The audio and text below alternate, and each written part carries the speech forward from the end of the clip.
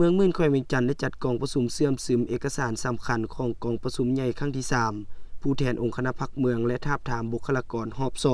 2กองประชุมได้จัดขึ้นในวันที่11กันยายน2019อยู่ที่สโมสรใหญ่ห้องว่าการปกครองเมืองดังกล่าวให้เกียรติเข้าร่วมโดยรองเลขาพรรคแขวงคณะประจำพรรคแขวงรองหัวหน้ากรมคณะจัดตั้งศูนย์กลางพรรคมีบรรดาคณะรับผิดชอบขั้นศูนย์กลางแขวง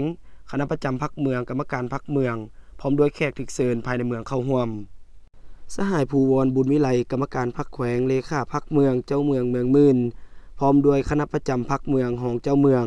ได้พร้อมกันขึ้นผ่านห้างบทรายงานสำคัญต่างๆจากนั้นสหายนางสิ่งคำคงสวรรค์รองเลขาพรรคแขวงรองเจ้าแขวงแขวงเวียงจันทน์ได้มีคำเห็นเสนอให้ผู้แทนกองประชุมประกอบคำเห็นเจาะจิ้มใส่ห้างบทรายงานกองประชุมสหายบุญเพ็งสายนรดีรองเลขาพรรคแขวงประธานสภาประชาชนแขวงได้ผ่านมาตรฐานเงื่อนไขผู้จะสมัครรับเลือกตั้งเป็นคณะบริหารงานพรรคเมืองมื่นชุดที่3และแนะนำการขีดบัตรในคณะบริหารงานชุดเก่า